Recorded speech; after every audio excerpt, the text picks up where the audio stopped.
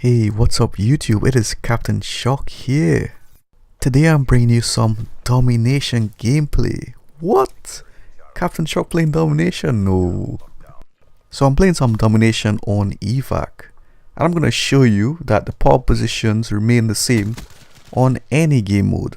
However, if you're playing an OBJ game mode, you want to play the OBJ as well. Remember, the win is the most important. Stats or KD doesn't mean anything if you don't win the game. So what do I think about Domination? Well, Domination can be an extremely fun game mode, but in this game it seems like your teammates don't really play the OBJ. And of course I like to win, so if nobody's helping with the objective, you can't play Domination by yourself, and if your team is not playing the objective, you can't expect to win. You know, even if you have streaks up in the game, I've had motherships up in Domination and my teammates still didn't cap the flags. The second thing is though, when I even join a lobby for Domination, we're waiting in the lobby, people actually back out when they see my stats.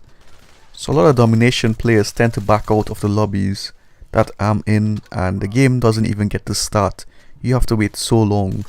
Also, when the game finally does start and I just destroy them, like I get my streaks up, they immediately leave. Like a lot of the enemy team leaves when that happens, especially in Domination.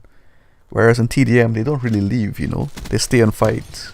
And that's from my experience, so it's just wasting time a lot by them doing that. And you can see I'm playing Domination exactly like how I play TDM, just added on the OBJ play as well. You know, I always play the OBJ to win the game. Domination in general, it's easier to get your streaks because once you play the objective, you get the points towards your streaks anyway. And when you kill them, you get that point on top of that as well. Then you get like capture points, attack points, defend points. So you know, there's a lot of points to gain by playing the OBJ and playing around it. And you can see I'm controlling the middle of the map, so they can't really do anything about it because they have to push these choke points to get to B. And then you can easily pick them off on B as well when they do get to B. So I'm maintaining that power position, and they're getting frustrated, you know. So if that happens, they might take your home flag as well just to distract you. And you can just easily take back another home flag like AOC, depend on the location of your teammates and the enemies. So we've captured back the home flag. I just missed it there by like a second. And I push back to control the B flag and make sure they don't get it. The B flag is the most important because it's the most difficult to get as well. So the longer you keep that B flag, the higher chances of you winning the game. And on Evac, the more you control this middle area here, the power position, the higher chance of you winning the game as well and getting your streaks.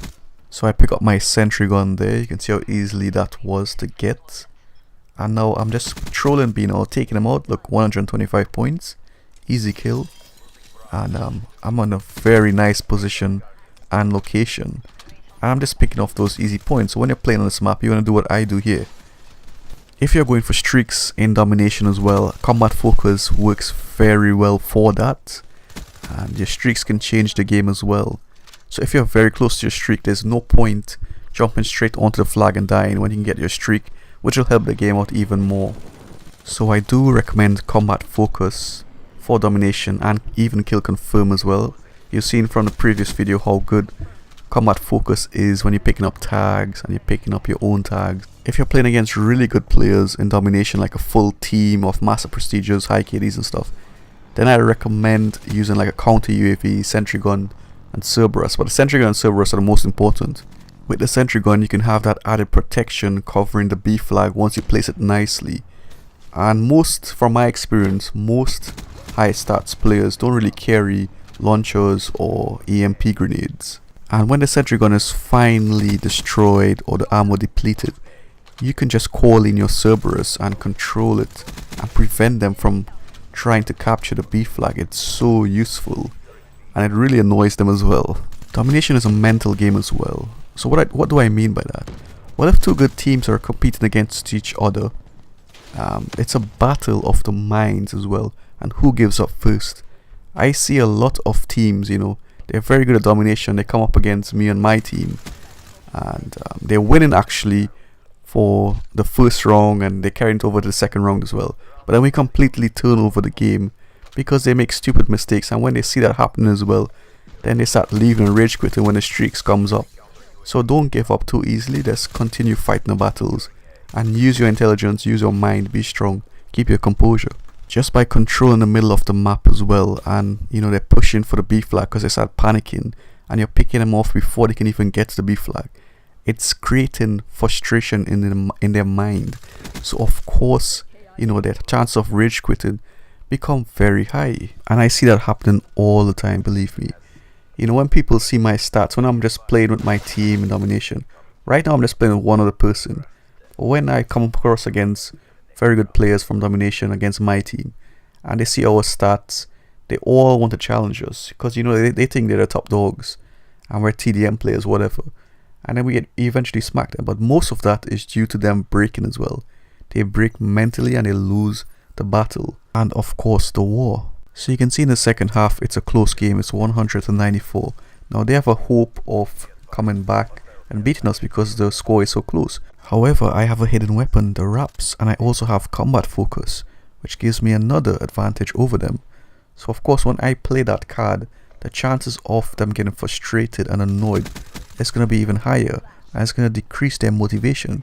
So it's all mind games I'm playing with them. And you saw them rushing to be there, and I picked them off nicely. So that's going to of course again decrease their motivation and increase their frustration, so which is going to give us ammunition to beat them. And I pop the combat focus. You can see an easy 300 points on the B flag. So it's a perfect time to pop the combat focus on when you're capturing that B flag. So I'm just checking the mini map now, and I'm seeing my teammates back there, so I push around this side and look at that. So you see, you never follow the sheep, you never follow the herd, you do your own thing, you flank the enemies nicely, and you can get your streaks easy that way as well. So now we have this momentum up as well with the streaks also, and we have 2 flags, and the wraps are also on the map and giving us that extra room to breathe, and just give us that extra mental capacity to just have a look at the mini map and analyze situation and see what's going on, and then react to whatever the situation calls for. But I'm also keeping my awareness up as well, looking for them. You never get complacent because games can change so very easily. As I've spoken about before, you never get complacent. You treat the game like it's just started and they can bring the game back at any time. That's how you treat the game. So I have a sentry gun and wraith on standby. So I call that in and I spawn by the A flag. So I'm just going to take the A flag with the teammates and pre-aiming nicely. And I'm also pushing behind here because I know that there can be hidden enemies back here, so you always want to be cautious of that. And of course I put my sentry gun down here because look at the minimap, my teammates are pushing hard for C, and of course if they push hard for C, the enemies are going to spawn on the A side, and my sentry gun is placed nicely there in case that happens in the future. And like I said, I have to play the objective, and I always take that seriously. The objective comes first, the win comes first. And this is where the slaying abilities from TDM, it develops you very nicely for situations like this. And I take him out there. So now I'm pushing back up the stairs and checking the area with my peripheral vision. I'm gonna just peek it and pre-aim it and try to ambush them. And look at that, boom, there we go. I get an easy sentry gun there, and you can see where I positioned that, so it's going to take them all from the left and directly ahead when they spawn. So of course they can push this side where I'm going to now, because that's to avoid the sentry gun, and the sentry gun sometimes can block the spawn as well, so it will force them to spawn on this side. But of course I push it too hard there, that's a bit of too much aggression. As an example there, I should have fall back and make them come to me in that situation. So learn from my mistakes and pretty nicely take him out. And in case you didn't know, the spawn system in domination is the easiest to predict. So it's basically if you control 2 flags, the enemy is going to spawn on their flag or around it. And if you push their flag with some of your teammates, the spawn is going to flip, and sometimes it flips very easily. So you want to take advantage of that situation. Just control 2 flags. In this game, people like to triple cap a lot, which ruins the spawn and gives the enemy an advantage because it's going to be random spawns and they can take flags quicker than where you're pre-aiming and where you are at the moment. So you want to decrease the chaos and you want to have it controlled, so keep them on 1 flag. I recommend that. And it's only 1 person who can potentially push into their spawns without it flipping. But if there's multiple people pushing, then it will flip the spawn, so be wary of that as well. But sometimes you can't even control that, because if you're playing by yourself or with one other person, there are 4 other people playing with you, random people. So you can't control what they do, but hopefully they use some intelligence and think a little. So you can see we're only 23 points ahead. So I'm coming around behind them to take them out. You know, I always say it's better to shoot them in the back than straight head on. And I'm pushing to B just to make sure it is safe and cleared out of any enemies. I don't want them taking that at this point in the game. So I take these 2 guys out here. Look at that. Boom. Get off me, boy. See? TDM really helps with your slaying, guys. So I recommend to all the new guys, all the guys below 2 KD, play TDM more in this game, so you can eventually step on to other game modes in Infinite Warfare. And that's not due to the fact that it's harder. It's just I want your gun skill to develop and really practice the slaying. That's very important for Call of Duty. And the game comes to an end here. We win the game. That's the most important. 64 kills, 8 captures, 8 defense. I hope you enjoyed that, guys. Please do leave a like if you did. Do share the videos if you want to see me grow. And please do subscribe if you haven't already. Take care, guys. Bye.